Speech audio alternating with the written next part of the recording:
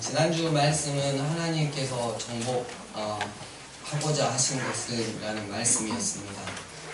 지난주일 말씀을 통해 진짜 여리고 전쟁은 우리 인간의 마음을 상대한 것이지 여리고 성벽을 상대한 것이 아니라는 것을 깨달아 알았습니다. 여리고 성 같은 나의 마음을 정복하시는 것, 그것이 바로 지난주일 말씀을 통해 하나님이 우리에게 전하고 싶어 하시는 메시지라고 했습니다.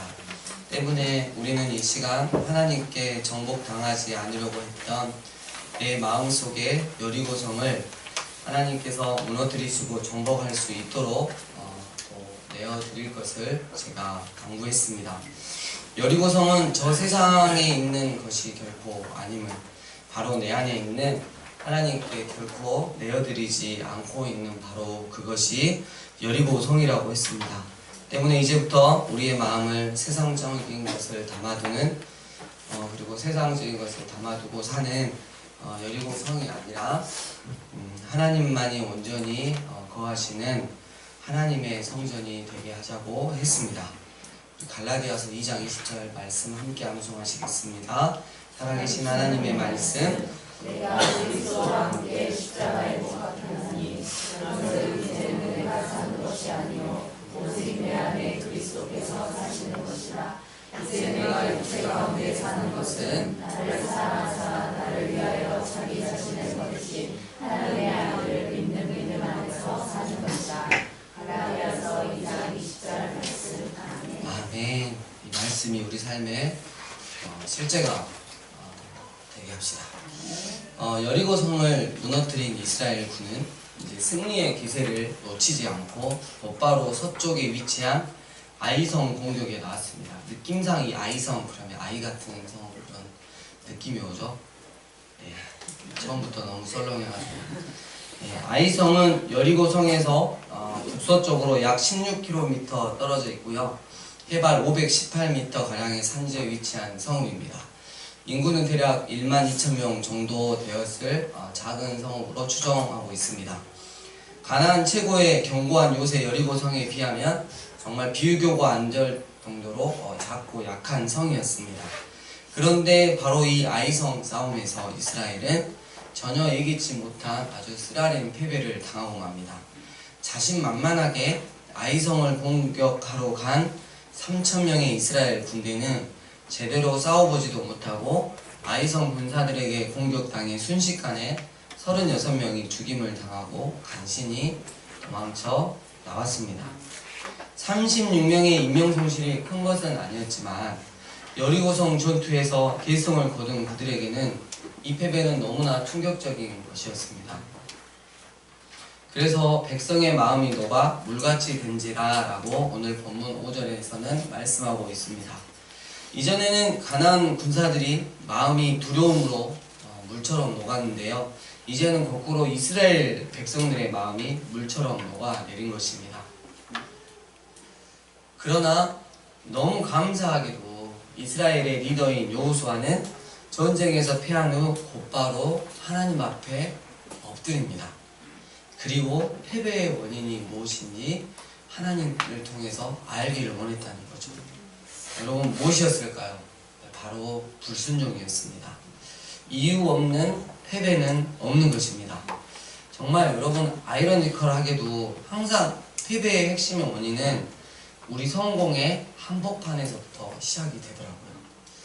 아이성의 패배는 여리고성의 승리의 현장에서 그 뿌리를 추적할 수 있습니다. 지난주 설교 때 언급했듯이 여리고성 함락 시 하나님은 여리고성 사람을 포함한 모든 살아있는 것들을 다 죽이라고 명하셨습니다. 그리고 전쟁으로 얻은 전리품도 절대로 취하지 못하게 하셨습니다. 그런데 여기서 큰 문제가 발생했습니다. 이스라엘군 가운데 하나님이 완전히 파괴해버리라고 하신 여리고성의 보물들을 욕심내어 훔쳐 감축해둔 자가 있었던 것입니다. 그는 놀랍게도 이스라엘 민족 전체에서 최고의 명문 가문인 유다 지파의 아간이라고 하는 사람이었습니다. 여러분, 이 아간이 뭘 훔쳤냐면요, 바벨론산 외투 한 벌이에요. 먼저. 그리고 우리로 말하면 지금으로 제일 좋은 거니까 미국산 외투 한 벌을 훔쳤고요. 200세겔 나가는 은 덩어리 1개, 약 한 2kg, 한 280g 정도. 그리고 50세겔 나가는 금 한 덩어리. 여러분, 한 돈, 10돈이 모이면 뭐라 그러죠? 한 양이잖아요. 근데 16양 정도를 이렇게 훔쳤다는 거죠. 아간이라는 이름의 뜻도 되게 재밌어요. 괴로움이라는 뜻이에요, 이름이. 정말 이 사람의 죄는 이스라엘 민족 전체에게 말할 수 없는 괴로움을 주었습니다. 아이성 전투는 이스라엘이 가나안 정복 전쟁에서 패한 처음이자 마지막 전쟁이었어요. 어떤 사람이 하나님의 뜻을 어길 때 그가 속한 공동체 전체에게 끼칠 수 있는 악영향은 이렇게 엄청난 것입니다. 특별히 하나님이 역사하시는 교회의 공동체는 더욱더 그렇습니다. 하나님의 임재가 머무르지 않는 교회는 무슨 악한 일을 해도 그냥 상관이 없어요. 근데 하나님의 거룩하신 일을, 사명들을 감당한 교회는 이 조그마한 하나에도 하나님께서 굉장히 민감하게 반응하시고 다스리신다는 것입니다. 때문에 여러분, 우리 강주 삶의 예배원 교회도 하나님께 거룩하게 쓰임을 받는 교회라고 믿으신다면 나 하나쯤이야 라는 생각은 버려야 하실 것입니다. 아무리 큰 배도 작은 구멍 하나 때문에 침몰할 수 있기 때문입니다. 한 명의 탁월한 담임 목사보다 더 중요한 것은 바로 하나님께 순종하는 공동체의 한 사람인 것입니다. 아이성 패배의 원인은 아간의 죄에도 있었지만 또 하나 여호수아에게서 시작된 이스라엘의 자만과 방심도 컸습니다. 그들은 하나님의 뜻을 이번에는 묻지 않고 인간적인 방법에 의존했습니다. 아이성 공격을 위해 정탐꾼을 보낸 것까지는 괜찮았습니다. 하지만 여호수아의 뼈아픈 실수는 하나님 앞에 기도함으로써 하나님의 방법을 구하지 않고 오직 정탐꾼들의 보고만 의지했다는 데 있습니다. 여리고성 전투 때 여호수아는 하나님을 직접 독대했고 하나님의 지시를 들었어요. 그러나 아이성 공격 때는 여호수아를 향한 하나님의 지시나 말씀이 성경에 전혀 나와 있지 않습니다. 이는 하나님이 말씀하지 않으셨다기보다는 자신감에 충만한 여호수아가 인간적인 준비에 너무나 바빠서 하나님의 말씀에 귀 기울이지 않았다는 것이 더 옳은 해석이 될 것입니다. 여호수아가 하나님을 의도적으로 외면했다는 말이 아닙니다. 그는 여리고성의 큰 승리로 감정적으로 너무 흥분해 있었고 자신감에 차 있었던 것입니다.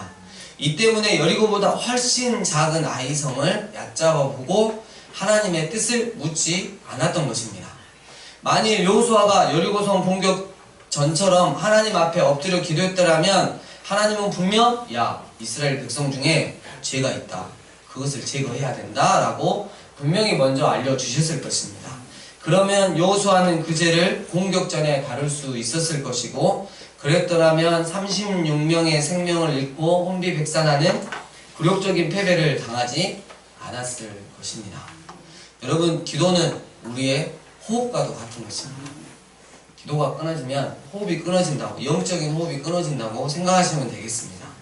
우리는 인생의 새로운 도전에 직면할 때마다 비록 그것이 아무리 쉽고 만만해 보여도 우선 하나님 앞에 엎드려 기도하며 하나님의 지혜를 구해야 할 것입니다. 우리 그렇게 어려운 문제 잘 넘어가지고 왔는데 그 어려운 문제 넘어가니까 너무 평범하고 아무렇지도 않은 문제에서 기도하지 않음으로, 말씀 묵상하지 않음으로 얼마나 많이 우리가 넘어졌습니까? 기도는 하나님의 뜻을 아는 통로입니다. 행동하기 전에 충분히 기도하는 것이 기도 없이 행동하는 것보다 훨씬 빠르고 안전한 길인 것입니다.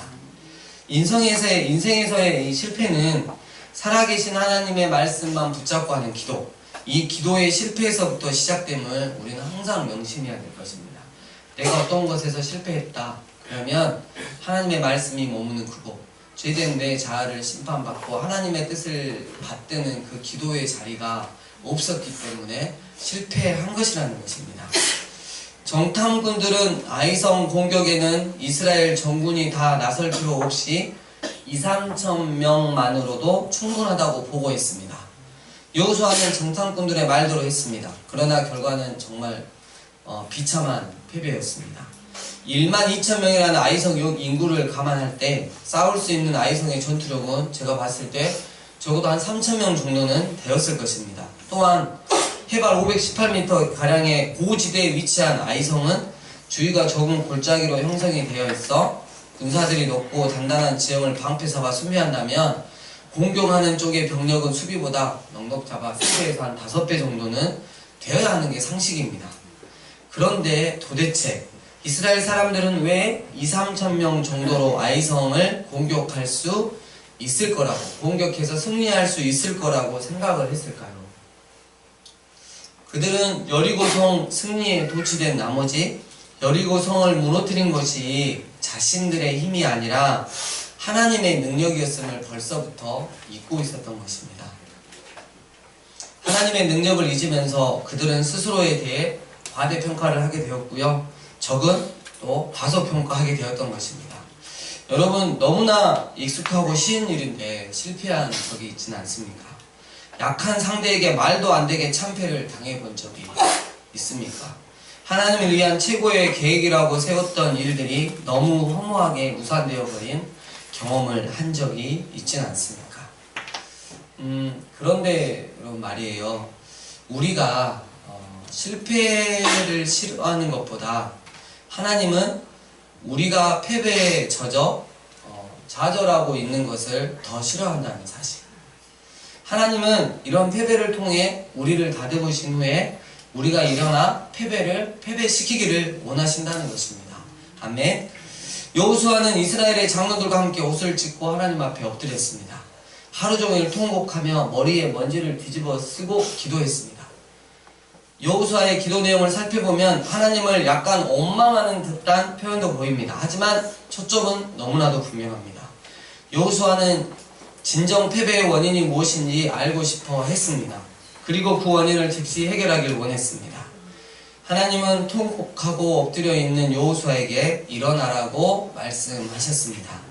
하나님 당신의 자녀가 기가 죽은 모습으로 그렇게 엎드려 있는 것을 원치 않으십니다. 패배가 아무리 힘들고 어려워도 우리는 그렇게 주저앉아 있으면 안 되는 것입니다. 하나님은 우리에게 오늘 똑같은 말씀을 하고 계십니다. 일어나라. 그만한 일에 네가 그렇게 좌절하고 주저앉아 있으면 되겠느냐.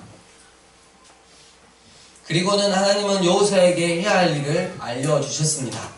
이스라엘이 범죄하여 내가 그들에게 명령한 나의 언약을 어겼으며 또한 그들이 온전히 바친 물건을 가져가고 도둑질하며 속이고 그것을 그들의 물건들 가운데에 두었느니라. 너는 일어나서 죄를 찾아 내어 처리하여라. 백성들을 정결케 하여라. 여호수아는 그 자리에서 당장 일어나 우선 모든 백성을 직결시켰습니다.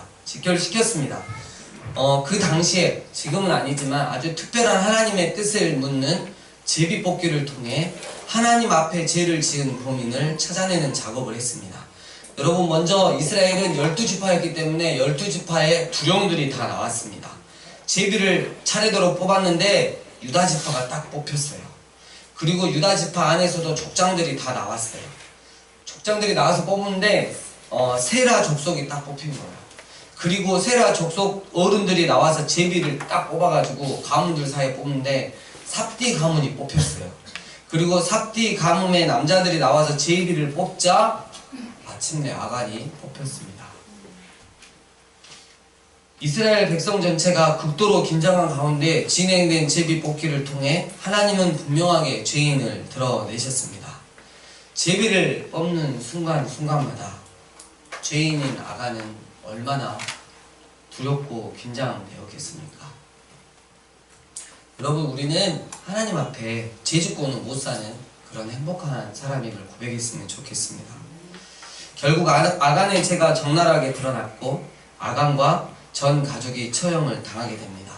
아마 전 가족이 처형을 당하게 된 이유는 함께 이 일에 동조를 했기 때문일 것입니다. 이제 하나님은 8장 1절에서 군사를 다 거느리고 일어나 아이로 올라가라라고 말씀하십니다. 이스라엘 정탐꾼들은 자만하고 방심하여 2~3,000명만 보내면 된다고 했지만 하나님은 반대로 모든 병력을 투입하라고 명령하셨습니다. 여러분, 이렇듯 우리의 생각과 하나님의 생각은 차이가 나도 너무 차이가 난다는 사실. 그러니까 패배하지 않으려면, 실패하지 않으려면 기도해서 하나님의 뜻을 알아야 한다는 것입니다. 우리가 처한 상황을 묵상하지 말고 오직 우리 발의 등이요 우리 길의 빛이 되시는 살아계신 하나님의 말씀을 묵상하라는 것입니다. 시간이 아무리 걸려도 주님의 사인이 오기 전까지는 절대로 움직이면 안 되는 것입니다. 여러분 정말 가슴에 손을 얹고 한번 솔직히 고백해 봅시다. 내 인생에 언제 한번 하나님이 원하시는 대로 결단하고 살아드린 적이 몇 번이나 있었는지. 솔직히 우리 기도할 때 아직도 그러지 않나요? 주님, 지금 제 상황이 너무 힘들어요. 지금 제 상황이 너무 힘드니까 제발 이 상황만 좀 해결해 주시고 될 수 있으면 하나님 뜻과 방법이 아니는 저의 생각과 방법대로 좀 해결해 주셨으면 너무 감사하겠어요. 주님이 원하시는 건 다음에 좀 생각을 해보고요. 일단 주님 저 좀 살려주세요. 그냥 제 뜻대로 좀 해주세요. 저는 그 하나님 은혜로 많은 사람들을 주님 안에서 상담을 해 주었습니다. 정말 간절히 기도하고 말씀에 근거해서 정말 성령 하나님께서 마음 주시면 또 그 마음으로 말씀으로 권면해 드렸습니다. 물론 그 권면에 순종하신 분들은 너무나 영적으로 많은 부분들이 회복되셔서 하나님을 뜨겁게 만나고 있는 것을 경험했고요. 근데 이 권면에 순종하지 않는 사람들이 여러 반이 있더라고요. 이게 뭐냐면 상담하러 온 게 뭐냐면 결국 자신이 이미 결론을 내려 있어요. 이미 내린 결론에 동의해 달라는 차원에서 저를 찾아왔는데 저는 그것도 모르고 기도 와그장창 하고 하나님 말씀을 딱 권면을 한 거죠. 기분이 나쁜 거죠. 그래서 결국은 그런 분들은 떠나가 버리시더라고요. 여러분 요즘 교회도 그렇습니다. 자신의 생각들을 동의를 해주지 않는 교육자가 나타나면 굉장히 불편해하고 여기 아니면 없는지 하고 그냥 떠나가는 경우, 또 혹은 교육자가 주의 종이 떠나가 버릴까봐, 교인들이 떠나가 버릴까봐 또 두려워서 그냥 거기에 동조해주고 죄를 덮어주는 그런 경우가 참 많이 있다는 것입니다. 절대 우리 자신들도 저도 우리 교회는 그러면 안 될 것입니다. 이제는 오히려 1차 승리를 거두고 교만해져 있는 아이성의 오만을 이용해서 이제 이스라엘을 승리하기 위해서 작전을 짭니다. 여호수아는 이스라엘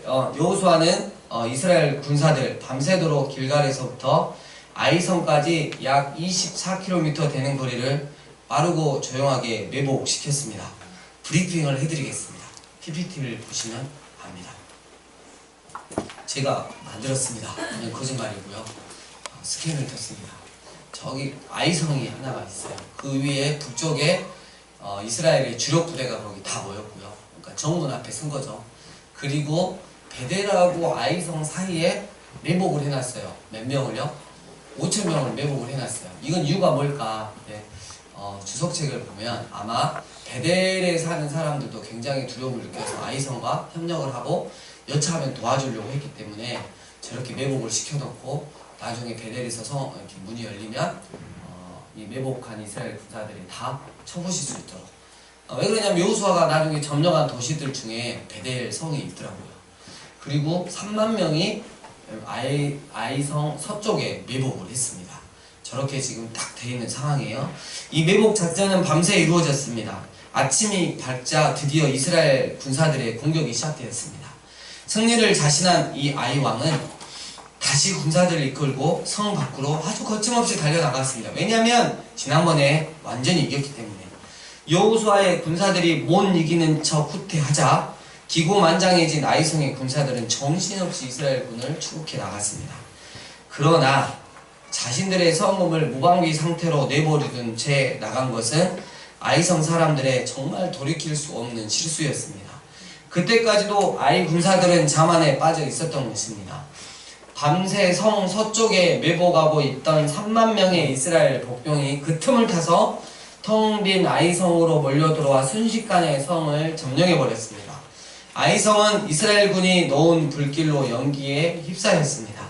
그제서야 정신없이 여호수아의 군대를 추격해 나갔던 아이성 군사들은 사태를 깨닫고 급히 말머리를 돌렸으나 이미 전세는 기울어지고 말았습니다. 후퇴하던 척하는 여호수아의 군사들이 돌아서서 그들에게 반격을 해왔고요. 성을 점령한 3만 명 복병도 반대쪽에서 공격을 해왔습니다. 순식간에 앞뒤로 포위를 당한 아이성 군사들은 도망칠 수 없는 상황에 놓이게 되었습니다.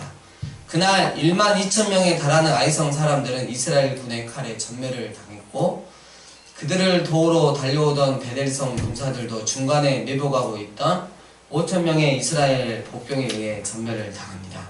이스라엘의 완벽한 승리였습니다. 하나님 뜻대로 뜻을 받들어서 하니까 완벽한 하나님의 승리였던 것입니다. 할렐루야, 하나님이 하셨습니다. 말씀을 정리합니다.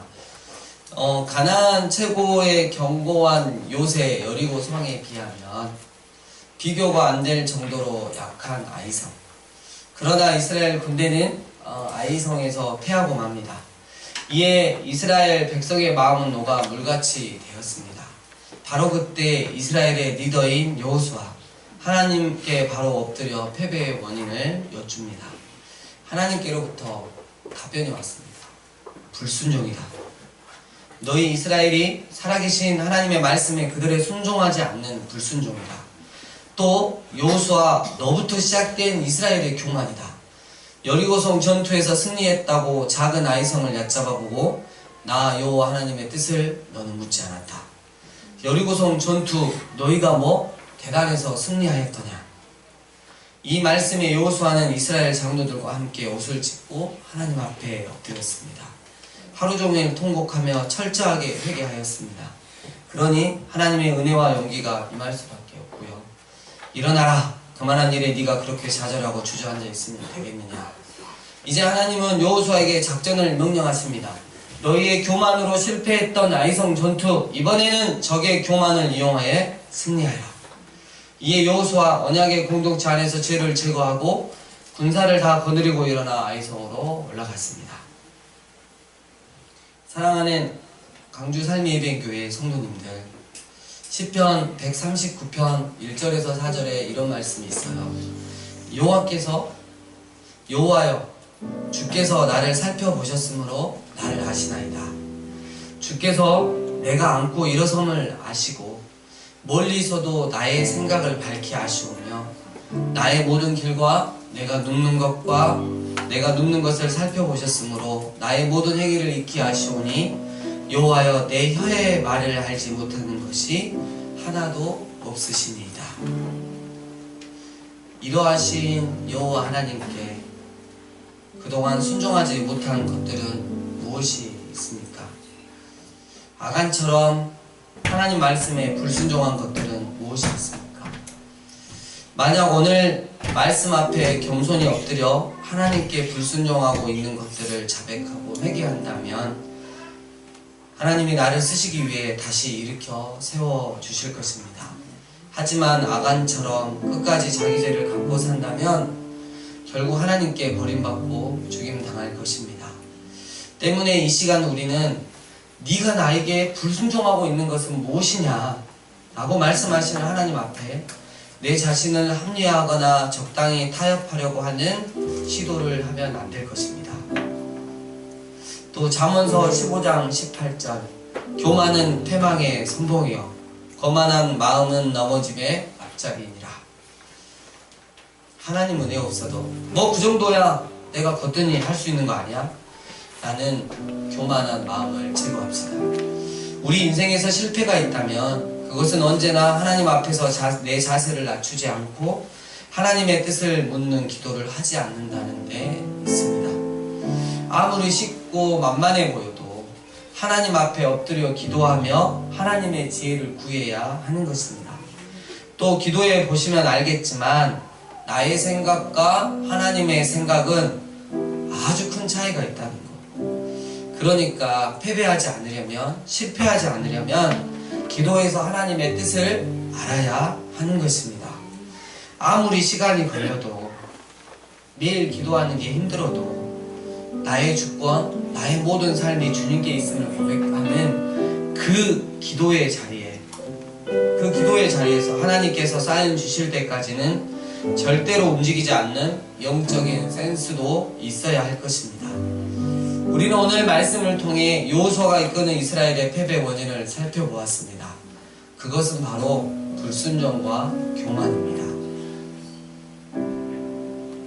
하지만 패배보다 더 무서운 것이 있으니 그것은 바로 뭐냐면 패배에서도 내 실패에서도 아무것도 배우지 못한다는 것입니다. 오늘 이 말씀을 통해서 더 무서운 거, 내가 그동안 불순종했고 교만한 그것보다 더 무서운 건 뭐냐면 이 이스라엘의 패배를 통해서 아무것도 배우지 못하고 내 삶을 결단하지 못한다는 것입니다. 때문에 우리 이 시간 혹 내 마음과 삶에서 하나님께 불순종하고 있는 것은 없는지, 하나님보다 나를 더 믿고 살아가는 교만은 없는지 살펴보고 있다면 겸손히 엎드려 회개하고 하나님의 은혜를 구합시다. 여러분, 그러면요 하나님께서 나를 다시 격려하시고 일으켜 세우실 거예요. 용서하실 것입니다. 그리고 그 다음으로 하나님께서는 내 마음과 삶에서의 승리를 위해 여호수아에게 하셨던 것처럼 내 삶에서 어떻게 살아야 할 걸 그 세부 명령을 하라 하실 거예요. 하나님께서 나에게 말씀하시는 그 세부 명령을 따르고 순종하는 그런 복된 인생, 행복한 인생, 내가 사는 게 아니라 내 안에 그리스도께서 살아가셔서 그 인도하신 대로 가봤더니 너무나 내 영혼이 만족하고 행복하고 정말 이 기쁨, 평안 어디서도 찾아볼 수 없고 정말 이거 놓치면 이제는 정말 더 이상 못 살 것 같은 그런 복된 인생 되시길 주의 이름으로 축원합니다. 이 시간 우리 다시 한번 십자가, 하나님 품, 주님의 십자가 보혈 안으로 들어갑시다. 함께 기도하며 나아가겠습니다.